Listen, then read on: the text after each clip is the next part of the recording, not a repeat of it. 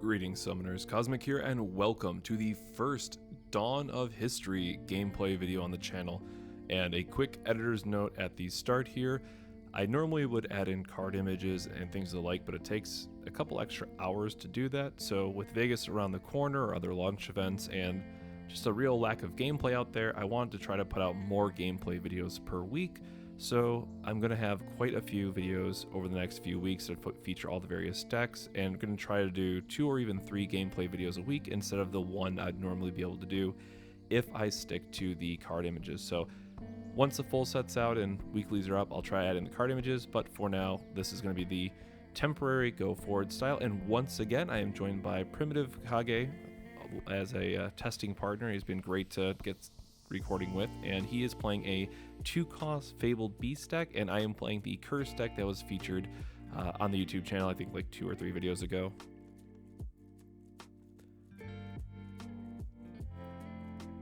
As with our normal opening plays, really want to try to build out your cost reductions. Taking an early life or 2 is usually not too bad because, again, it gets you more resources, allows you to put more spirits on the field. And especially with purple, I've noticed between some of your higher end stuff that you want to play or just having extra resources for your spells or magic cards, like getting to play the Nether Depths here, which gives us a lot of draw power. Taking that a couple of points of early life really does not hurt. And on the other side of it, giving yellow or the 2-cost rush deck too much cores to play with early on can just have them swing back on you with a go wide board and really just KO you in a turn. The Assassin's one of my favorite cards in purple. Just in every purple deck, having Curse makes it where it's very annoying for your opponent to block, and it's always going to draw a card as long as you have its level 3 plus a soul core on it. This card continues to be a staple for me in, again, every purple deck I'm building. And while it has only 4k power, again, the Curse does help you kind of trade up where needed.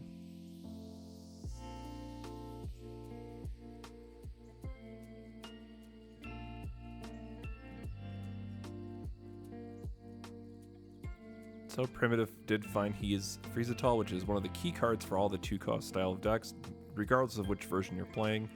When your spirits dies, either attacking or blocking in battle, you get to draw a card. So now he's able to threaten, okay, I can block this and use a spell or try to kill it, but he will draw a card off of it. So I draw the card from Depths because he exhausted one of his spirits. So again, remember that Depths as the Nexus is on attacking or blocking. And I'm just going to go ahead and take a block here to try to preserve my life total a little bit and force him to attack with more if he wants to. Now he has the Friezatol, so it does put me in a bit of an odd spot if I don't have like a Core Theft or the immediate answer here in Dark King Snake. We really can kind of lock out the board in yellow, especially if they have like Friezatol plus Blessed Cathedral can be really annoying to deal with. So here we put Dark King Snake at level 2, so his on summon strips the cores down to 1, his on attack strips off the last core from Friezatol, and remember it does have to be in battle, so he's not getting the extra value here, and now it's going to be before he can respond with the on attack summon, or on attack ability.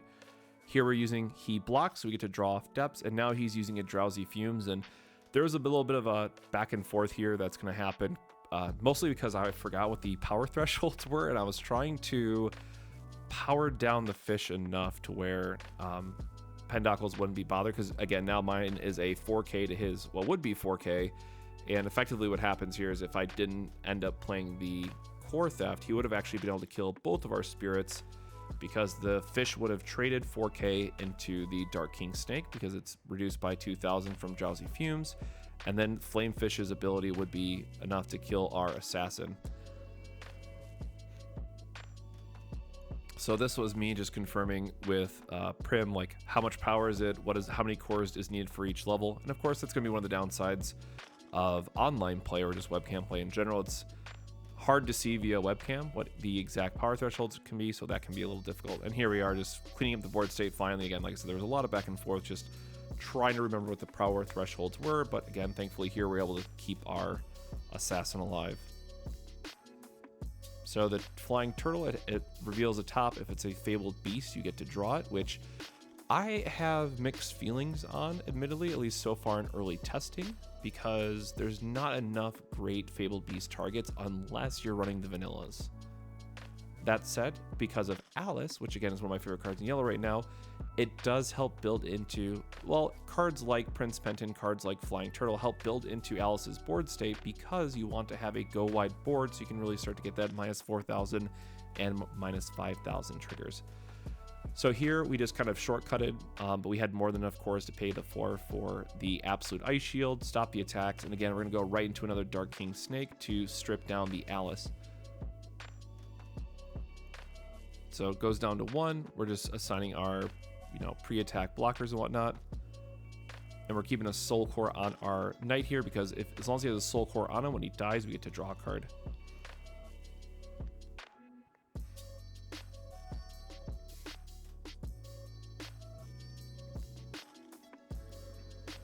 And I don't think I missed it, but we are supposed to be drawing a card off of the Purple Smoke Veil. I forgot we missed it for the first one with the Freeze Tall or not. But here we're going to strip off the last core from Alice. She's going to get off the field. And our opponent still does have 3 attacks, so we don't show a Absolute Ice Shield here. And we do have the cores like in a pinch to pay for it, but with 3 attackers on the board and what yellow wants to do, Calamity Beast here is a great pickup that's going to allow him to refresh multiple of his spirits. So now it looked like a 3 attack board plus whatever was in their hand now is quickly going to a 6 or more, depending on if they had other spirits that they wanted to play. So again, every time our opponent attacks, we're going to get to draw a card. So we're really able to churn through our deck quickly to try to find an out to this board state, because otherwise we are looking very, very dead. And then again, remember with the Dark Knight, we had the Soul Core on, we were going to draw a card that way. Calamity Beast on attack trigger is going to refresh 2 of his 2-cost spirits, giving him 2 more attacks. And we did rip the Absolute Ice Shield off the top. Now again, we didn't have enough to, or we couldn't, right, use the core from life because that's the burst effect. We could just end the attack, so we're not automatically dead. We are down at 1 life. We did get the Yu-Gi-Oh moment, top deck, Heart of the Cards. And now we have to try to figure out how to break through their board. Because again, it's great we have all these cores. We have a lot of cards in our hand from the depths. But we still have to try to find a way to win when our opponent is threatening a lot of attacks, to say the least. And Meduke would normally be great in this situation, but however, she needs to be hit by a 6k to get her Bloodcurse trigger and try to get multiple blockers, so our opponent can just freely get around that. So here we use Dark King Snake, pop off the last core from the Flying Turtle, which is going to trigger Purple Smoke Valley. Allows us to draw a card, a little bit of a board cleanup there. He has, as spoiler, another turtle, and that Royal Potion would have been very dangerous, right? Getting 2 refreshes off Calamity Beast, then getting all the 2-cost refresh with Royal Potion. What is that? 1, 2, 3, 4, 5, 6, 7, 8. That would be 9 attacks this turn. If I add that all up correctly, it's really insane for how many attacks yellow can pull off with Calamity Beast. So here we're just going to rest, pay some cores off. And this was just very poor management on my side. There was no reason to... I think I want to play around like the Flying Turtle power is why I did that. But I think I should have just paid off the cores a little bit differently. I think I had something else in my hand to why I did it that way. I forget now off the top of my hand, but it was just shortcutting. But at this point I have, I don't know, 12 cards in hand. Thanks to all the depths triggers. So I know that I am not short in spirits. And Dark King Snake at this point doesn't get any more value because our opponent can always play around the 1 core removal that he has. So here we're going to load up our cores, try to get some attackers in, and really start to utilize. And I think it's hard to see from here. I have more than enough cores to do it, but I think I'm missing a core on Meduke actually. But what's going to happen is we're going to trigger Bloodcurse, and it forces our opponent in a situation where they have to block, and then Bloodcurse is going to refresh our spirits and also drain the last bit of life. So just a automatic kill through Bloodcurse on that point.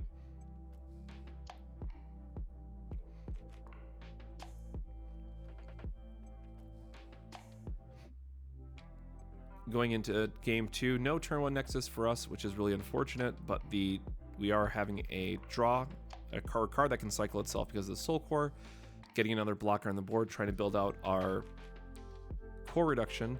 But from Prim's side, like Frizatal and the Spell Penton is some of the best openers you can have, and every 2-cost list is a bit different for right now, but that 1 extra cost reduction you can get in yellow is very, very strong. So if you're not playing the Penton already for the cost reduction, please absolutely do it. The card slaps in all versions of yellow, I promise. It's very, very good.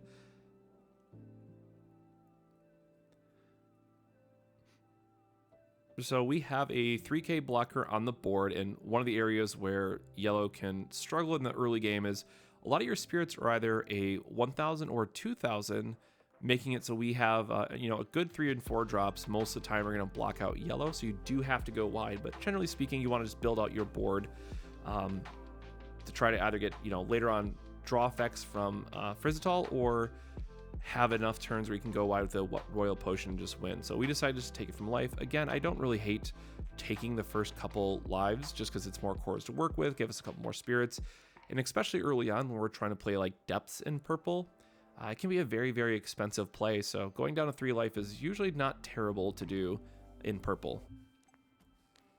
So here our hand's a little bit bricked in what we can play. Setting a burst, spoiler, nobody knows that it's absolute ice shield, and just coring up our spirits to make them 3k. So here we're going to try to go for a block just to cycle a card draw. He's also going to get a card draw from the Frizzitol, but again, we're just trying to find something. His Penton's bigger, so we're going to take it for life, and again, he's never going to attack with the Frizzitol. It just always stays on the back line until you can make it either unblockable with your God Beast Behemoth or some other effects that we'll certainly see in yellow.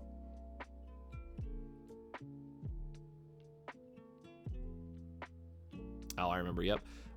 King Snake here allows us to get back a Curse or Bloodcurse unit. Now, I was trying to hold this for the level 2 effect, which lets you pop a spirit that only has 1 core on it. It is a 5k blocker, so it's going to do a great job of just holding off yellow for a couple turns here. But now that the surprise is gone of the level 2, it's going to be a lot harder to get the value out of it.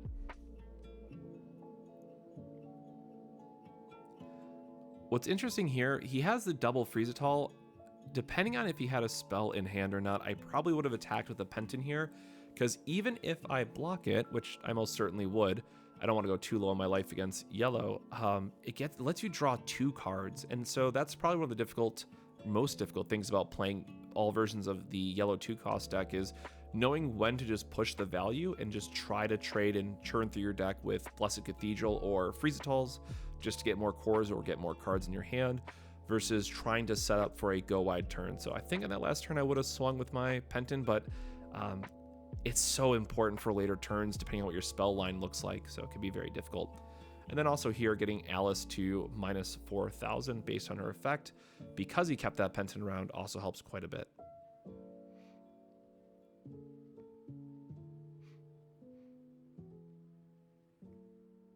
And now here's the difficult part. Because he wants to play the Alice and because he wants to shrink something by 4,000, and here we're just confirming powers, he is going to have to kill one of my weaker spirits, but now on the crackback, my King Snake is going to be able to pop one of the Frizzitols. So I think I would have waited 1 turn if possible to play the Alice. Depends on what was in the rest of his hand, where like attacking with that Penton on the last turn would have been able to draw us 2 cards and hopefully have a better board state for Alice. So again, other than my board just not being great here, really trying to hold off on giving my opponent more resources, because if I give him more cores, especially in this board state, right, it's just giving him more spirits to play into Alice, and untapping with the Alice on board is going to be quite dangerous for us. So here we're swinging with our King Snake. I'm just popping it to... I have to get this off the board. I can't let him have multiple Frizzitols, and it's unlikely in future turns that he ever puts it down to 1 core again, unless I'm using some spell or ability. So I think we're kind of forced here, and we have an absolute ice shield down, so we know for a fact we're not just dead on the next turn. So definitely taking the value here where we can. For primitive, taking the life there, I feel like there's no reason not to. You want the extra core to work with. You have extra blockers when you need to. You have an Alice on board, which is basically the undieable blocker against a lot of decks based on her level 3 ability. So taking a core and being able to, level up your guys or just prevent one of them from dying to the King Snake again, I think is absolutely the right play. And I felt terrible too in our matchups. Prim just never saw a Blessed Cathedral, and Blessed Cathedral is such a cornerstone of the there it goes, funny enough. Blessed Cathedral is such a cornerstone for all versions of 2-cost yellow that it really changes how you play the game when you don't see it. So here he does hit the 5th unit to get the minus 5k reduction, kills my King Snake. I get to draw the card off depths, and then we have enough cores to pay for it. But again, we have a good amount of cards, but we're staring down 5 attackers from our opponent's side.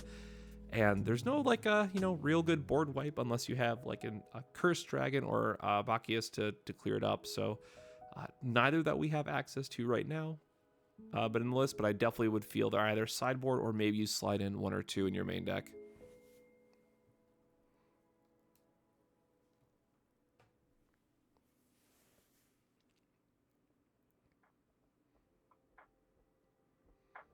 So here I'm doing a very, very expensive core theft because I can't leave that Alice on board. Otherwise, it just keeps chipping away my spirits. And then also, again, just being able to play into a blocker if they need it. It is a very difficult thing for us to get past unless we do Dark King Snake, which is our best value, or again, core theft as we just did, but then we're minusing 4 cards. So feels not great here. We stripped ourselves down 4 cards. We have 1 card in hand, no Absolute Ice Shield, and he just rips the Calamity Beast on us, which is now threatening, again, just attackers galore in this case.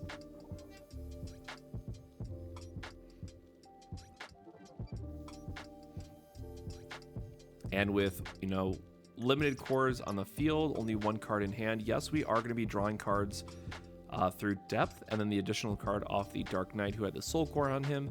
But at this point, is as the opponent, you just send it. You have so many extra attacks, you get to refresh a bunch of stuff. The Calamity Beast is also an Anthem, which I think we forgot. Now that I say, I think we missed that detail in one of the matches here, because the 2k power is very relevant. But I mean, the card is just very much a game ender. So we're just drawing all these cards, trying to dig deeper and deeper until we can find something.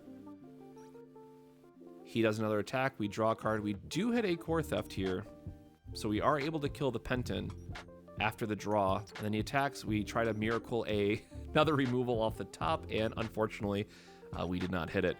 So we had the deadly balance there at the end, but our opponent can just give up any other card, any other spirit in that case. So here we do start with a Purple Smoke Valley. Primitive once again mills away a Blessed Cathedral, which breaks my heart as a yellow main, but sometimes that is just the luck of it. 1 cost, 1 reductions are always nice to play early game. Just helps out, smooth out your turns. Camelot Knight isn't the most exciting thing in the early game though, because it goes only to 2k in the curse. Usually an early game doesn't matter as much, so I really like drawing them more mid-game or late game.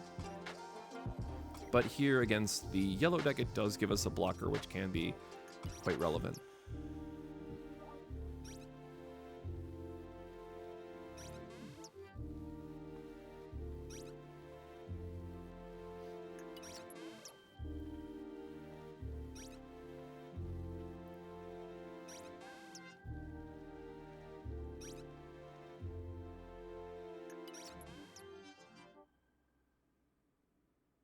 Yep, and this, I was trying to remember what it was. Our hand was a bit rough. It was like double core theft, double deadly balance, and Meduke.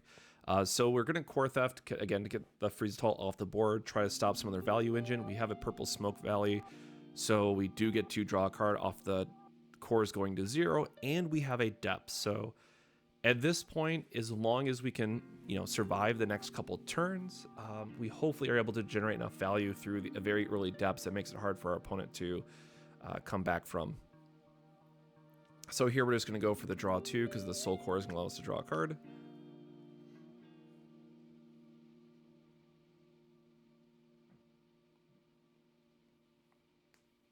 So yeah, I'm immediately getting to draw back up to 3 cards in this case.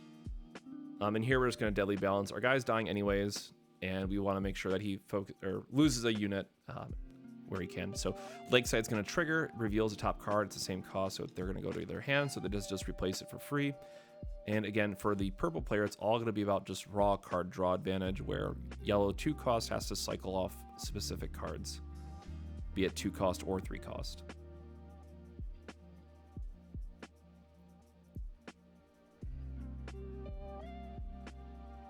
Yep, so 2 for another Nexus. That's the one that when our spirits dies, we can draw a card on attack.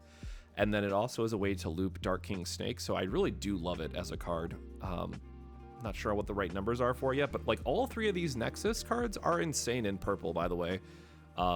No other color, in my opinion, has as good of Nexus cards as purple does. And you get so much value out of these 3 over the course of a game. It's quite good. And that's just us confirming that it's Curse and Bloodcurse that it can get back, so Meduke is a legal target.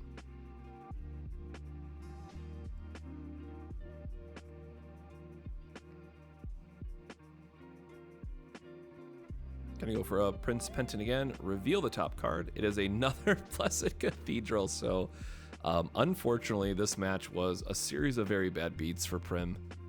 But again, even with missing the Cathedral, you can see how explosive the Calamity Beast version of yellow can be, and sometimes just kill your opponent. You know, it's you don't need to always get the value off Blessed Cathedral. Here we're going for an early Meduke just to try to set up a blocker on the board. Now again, it does have 6,000 power for the Bloodcurse, so the yellow decks, almost all yellow decks, are going to be able to swing under Meduke. Her level 2 ability really shines against red and white, but at least paying for it now, allowing us to get Bloodcurse later on, and we're not under a lot of pressure. It's more or less just get it on the board because she costs so much, and then hopefully she sticks there for the rest of the game.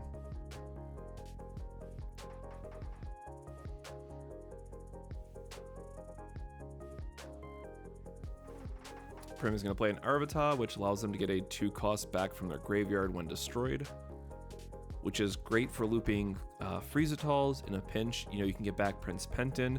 Just having extra copies of whatever 2-drop you need in your deck thanks to Arvita is very, very strong. And then of course, once we get more direct Fabled Beast support, most likely in set 2, that card only gets better.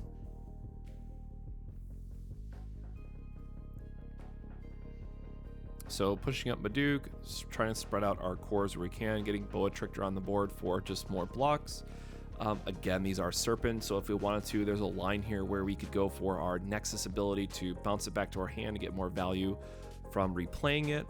It's very core expensive for what it is, but for here, we're just going to try to start to get in some chip damage. So immediately after I kind of forgot, so Bloodcurse is going to trigger. We're going to draw a card from the depths because they blocked, and now I just gave them their Friezatal back. So it kind of immediately shuts off what's available to us in terms of attacks, because otherwise they just keep drawing cards, which is what they're going to do. But I've come to realize I've already committed to this, and I need to start chipping away life totals where I can. So we are going to continue on with this series of attacks. Bloodcurse is going to die because it's smaller. Sticks on board, refreshes. He gets a draw card. He triggers Lakeside.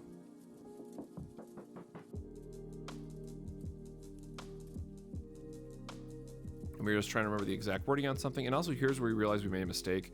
I should have had 1 less attack there because Meduke only has 5 cores on her and she needs 6.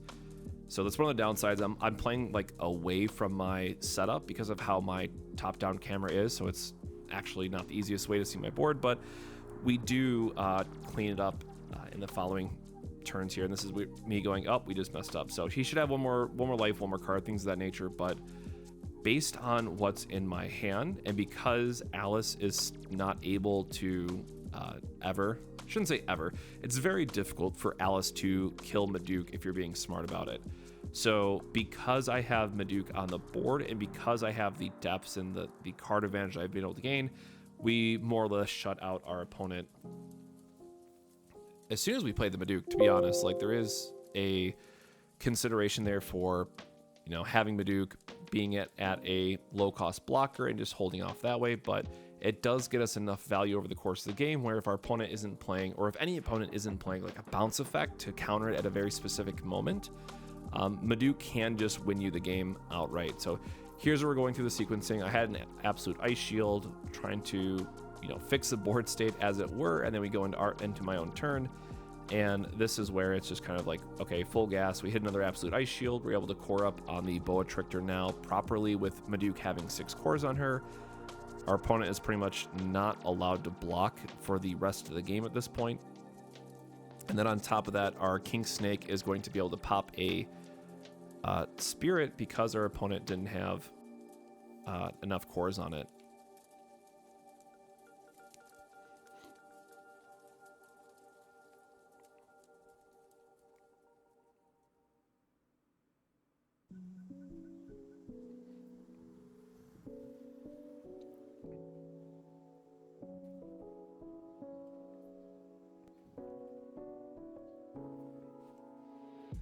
So here we're going to show Bloodcurse in action.